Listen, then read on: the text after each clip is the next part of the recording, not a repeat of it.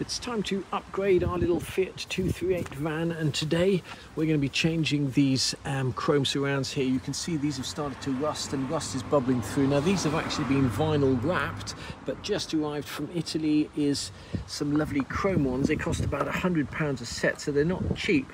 And at the same time we're going to be replacing these screws here with stainless steel screws from this company Akku.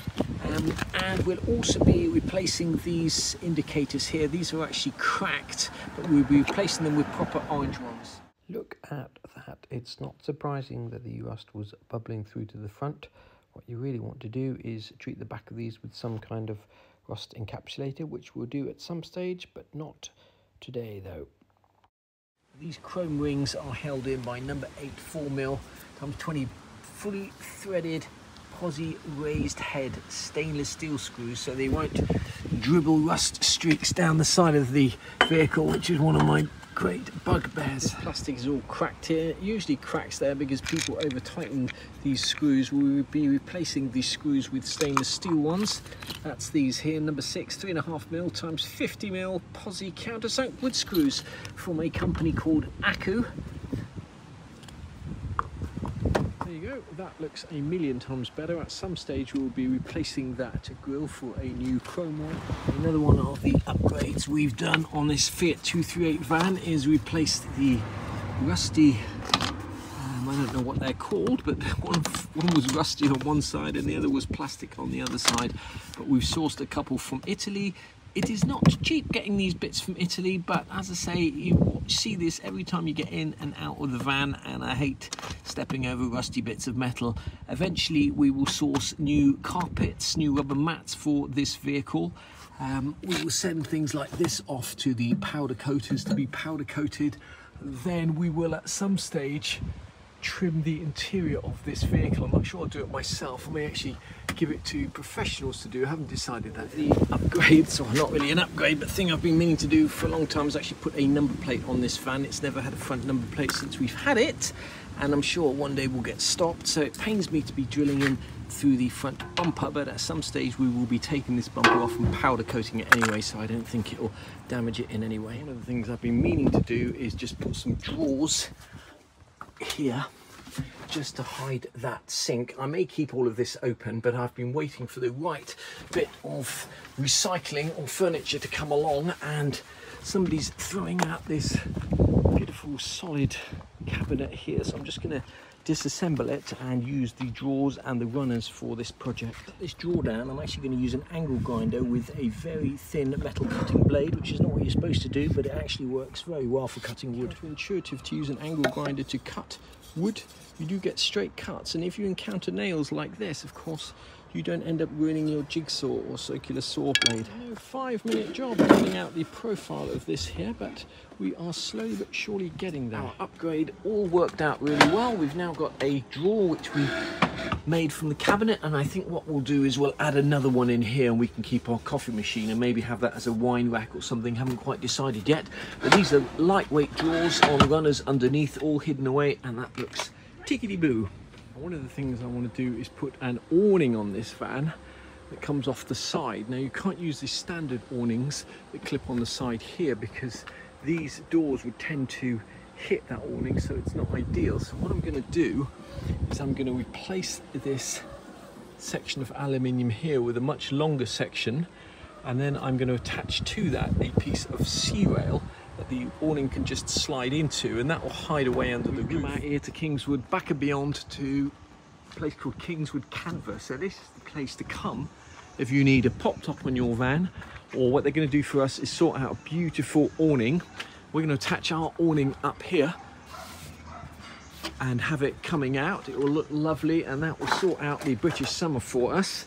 These guys are busy, but they've got just about every type of fabric material that you can imagine, and over the years they've expanded to all of these units down here.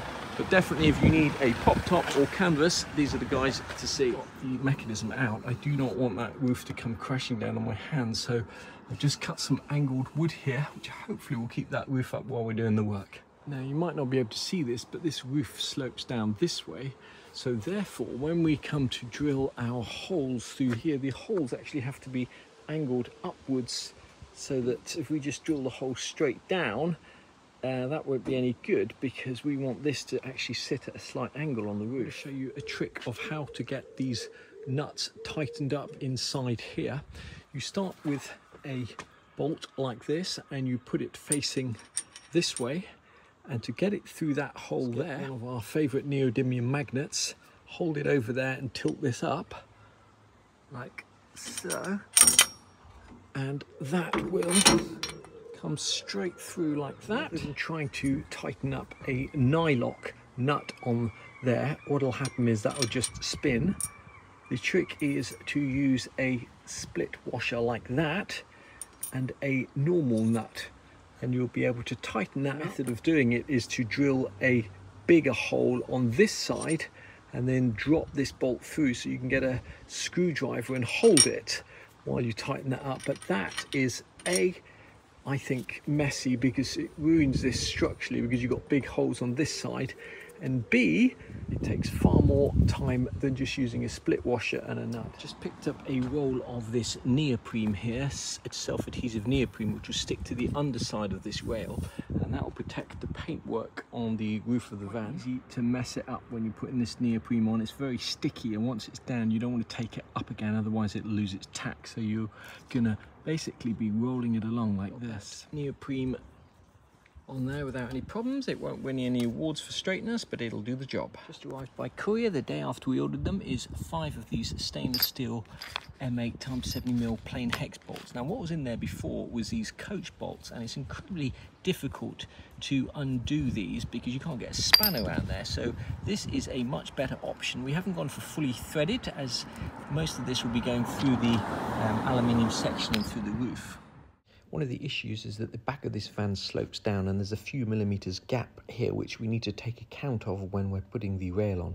Just about to make a colossal schoolboy error by attaching this all the way to this beam here. As I mentioned, the roof at the back of the van slopes down this way, and of course this rail here is not flexible in that dimension as far as I'm aware. So when this flexes, we need to attach this to the roof first and then drill the holes, because otherwise this isn't going to be able to bend down. Now we have to try and compress this piston, and the way to get that piston to compress is with a ratchet strap. In theory, when I undo this, allow us to get this out still. WOMAD, unbelievably, these guys have come up with the goods. They are super busy, but they've done this in days for us, and it looks amazing. It's the right colour, so a big thanks to Kingswood Canvas. Place to come if you need a canvas or pop top for your van. Our beautiful Fiat 238 camper made it to WOMAD Festival without any dramas, and the new awning which Kingsdown Canvas made up for us in super quick time looks fantastic. Hopefully it won't blow away. The rains have stopped here, and it only remains for us to go and eat some festival food